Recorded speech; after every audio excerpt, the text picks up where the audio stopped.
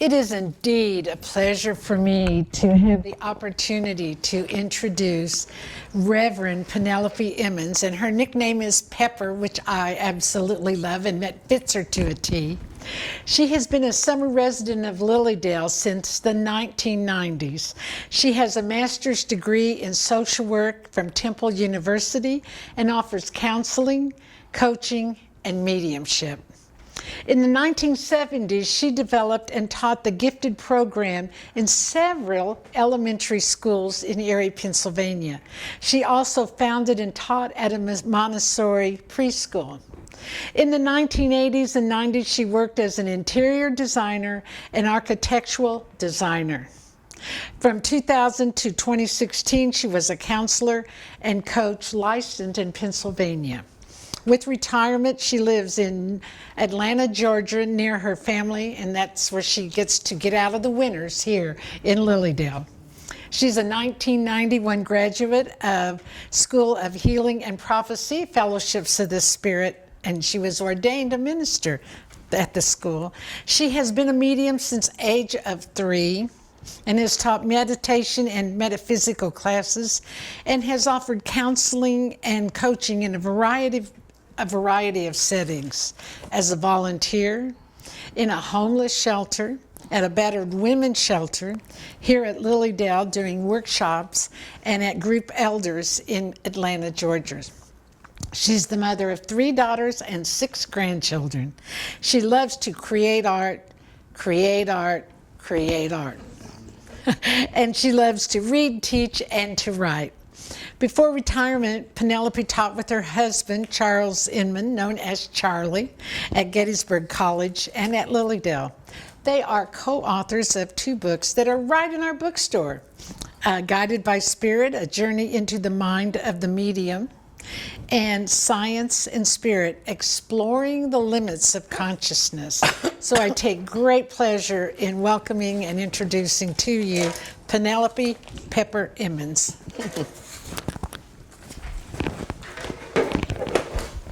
I always thought Reverend Pepper would sound kind of funny.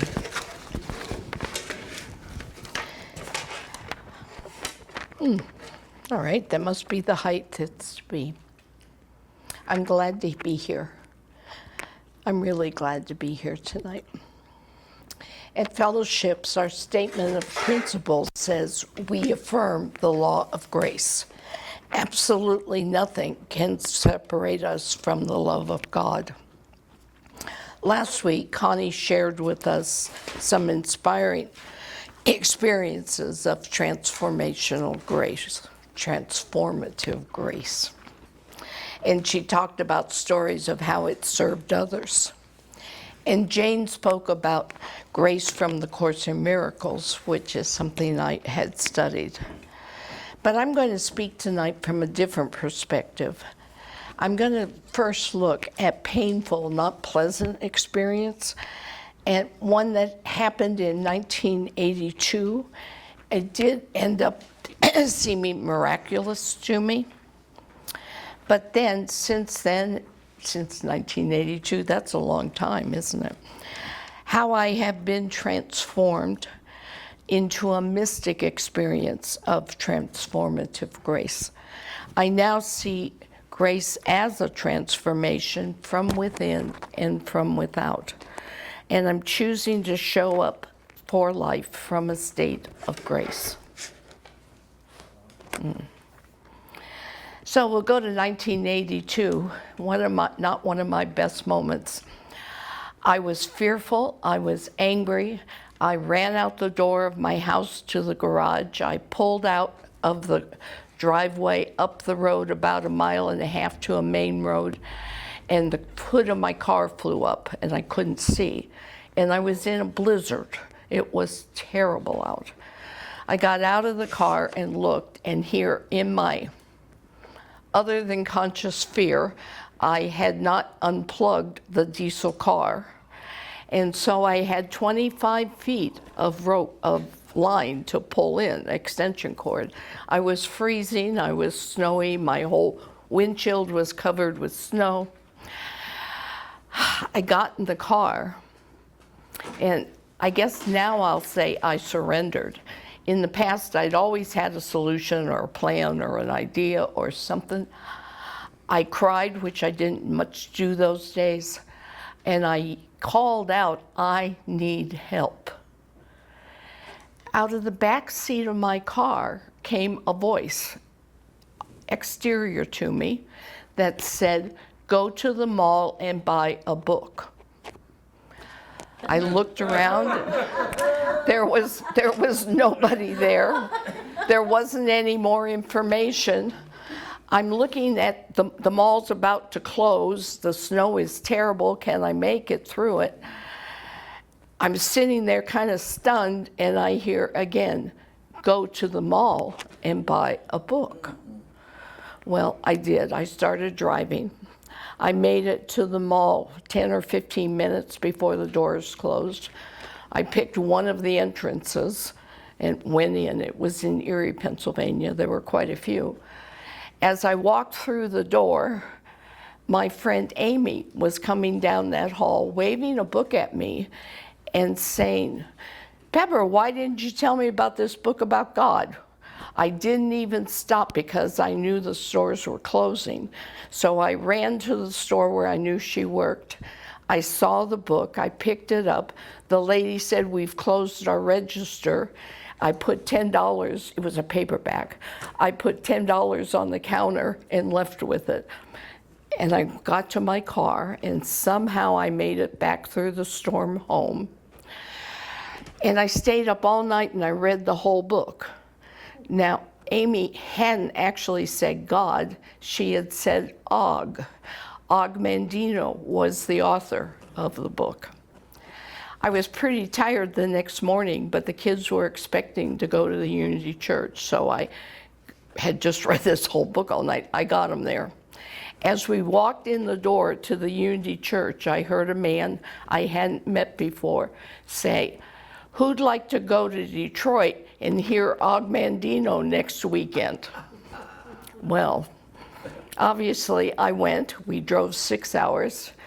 I met Og Mandino. I met Jack Boland, who became my teacher for the next 10 years. I became mastermind partners with the man who had said that, but I was so into what I was learning that the next weekend I drove 6 hours back to Warren, Michigan, and the church there today, and took his mastermind class. And I have done it since then, and that has gotten my kids doing it since then. And they're now my mastermind partners along with 3 other people. We meet every other week at 7 o'clock on Tuesdays on Zoom. And it's been really important to hear it's a bit like this, what your concern is, what your joy is, what you want to manifest. It's been such a gift. Well, that was 1982.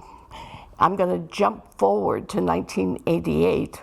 And in 1988, I got viral encephalitis, and I had a full year in bed, unable to take care of myself.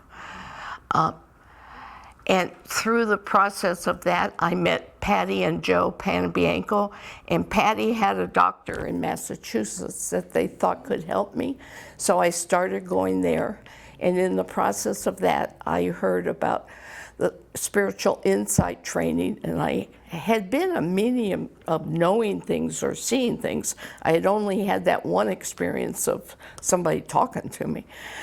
But I came because I wanted, it was going to be called the School of Healing and Prophecy once I got to spiritual insight training, and golly, did I need healing. So I went through the school.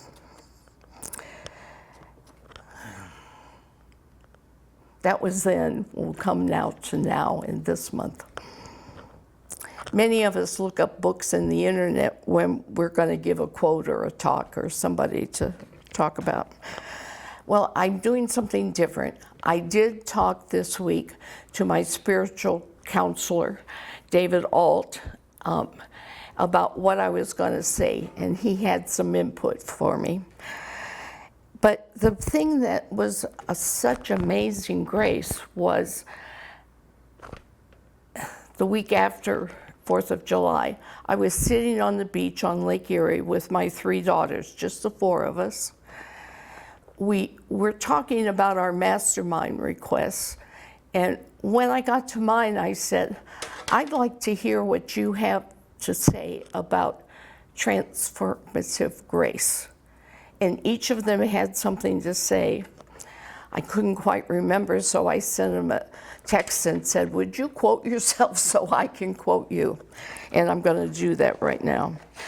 My daughter Stephanie said, I feel transformative grace when I give myself time in the morning to meditate, to make my coffee in a mindful way, to read and to write and journal.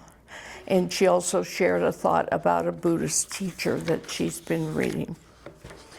My daughter January said, quote, if I am consciously and actively engaged with my spiritual self each day, then I practice the action of transformative grace with myself and with others. This is how I think and respond and accept what is. I am practicing the presence of grace when accepting what is. I am present today. I am present to my life. And then my daughter Heather said, through my suffering, I have experienced transformative grace by reading spiritual books like Eckhart Tolle, when I'm talking with my friends, when I'm in prayer and meditation. And then this keeps going down. And then the next thing that she did was, she's obviously younger, although she's in her 50s now.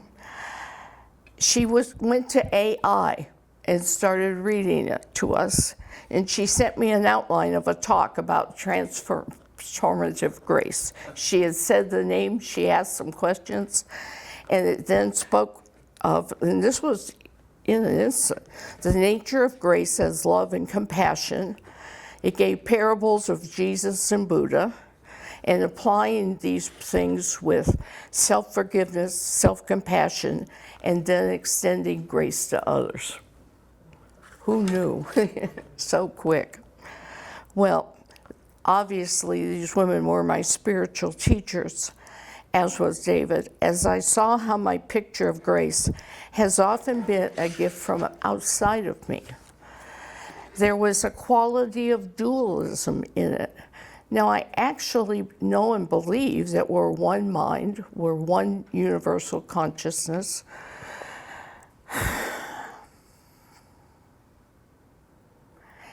It's like we're one drop of the ocean or that lake that contain all the qualities of it.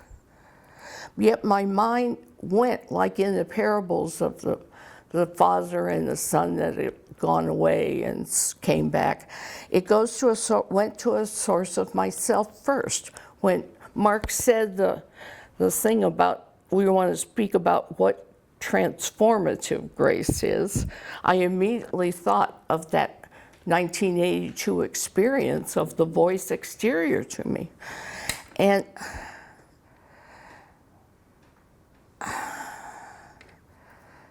it was, then when I was writing this, I thought, oh my goodness, it's almost like I'm using a teacher or a guide or something like Santa Claus, but he's bringing the gift of grace instead of something physical. I know, though, if I slow down and think about it, that I'm in a state of grace. When I'm in a state of grace, that's when also these synchronicities and these miracles happen. Now, that state of grace can appear pretty not graceful. It can be that surrender of crying and asking for help. So I need to always remember that the one mind, the omnipotent, the omnipresent is always there, and I need to remember to plug it back into it. It's like I'm running on 110, and I need to stop, let go, and plug into 220.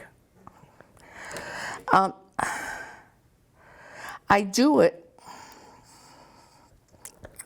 I do it in a pretty simple way. Jack Boland took Napoleon Hill and the 12 steps and made the 8 steps of the mastermind process. I simplify it even further. I take a breath. I say, I can't. I say, she can. And then I say, I'll let her. And in that instant, I know I am. It's like flipping a record over or switching the plug. I know that I can be transformed in a split second. There's really no such thing as time or analysis or thinking about it. It just can happen if I choose it. So, as metaphysicians, we've learned these laws of the universe, and we get it that grace is consciousness. But grace is not a magic spell that God may or may not place on you. Grace is a glad, free gift, and you don't have to do anything to merit it. As David and I spoke, he brought up something I thought was worth thinking about. I'm preaching to the choir tonight, but what he said, what's problematic is that there are people who've had the rug pulled out from them that just don't think they're void of any experience or anything like that. They need to understand that grace isn't a gift. It's a substance of love. And this is what he did, I'll never forget. We were on Zoom together for 10 minutes. He put his hands up like this. And he said it would be like hands, this energy of grace holding us. The qualities of grace are really what we are. If it's everywhere present, it's all there is. And we can return to this pure essence and grace in the here or the hereafter. So grace itself doesn't dismiss us. It doesn't even know of that dualistic component, that part of us that's our public self and our shadow self. It doesn't know about any of those things. From time to time, we allow this recognition that there's nothing to fear and nothing to worry about. There's no lack. This can happen when we meditate and do the sutras, or it can happen on a busy street. The veil of illusion softens, and we let it in. As I say that, how do you feel that grace is always here in your body? If I say, grace is always here, how does that feel? It won't mean much, and it won't land until there's enough of investment in ourselves to welcome the one consciousness of grace to show up. It's got to penetrate that veil of illusion, and we're the ones that allow it to happen. But then in this state of receivership, we experience what we call those miracles and those synchronicities and that peace. So I'm going to stop by saying grace is the energy that never turns itself away. It's like the eternal sun, always beaming, flowing. And these revelations are constant. It's just, are we available to them? It's the divine ordinary in which our life flows. This divine ordinary is the quantum soup. That is all there is. We are held in the hands of it. Grace is what we are. So it is. It is what we is. And I'll close with, and so it is.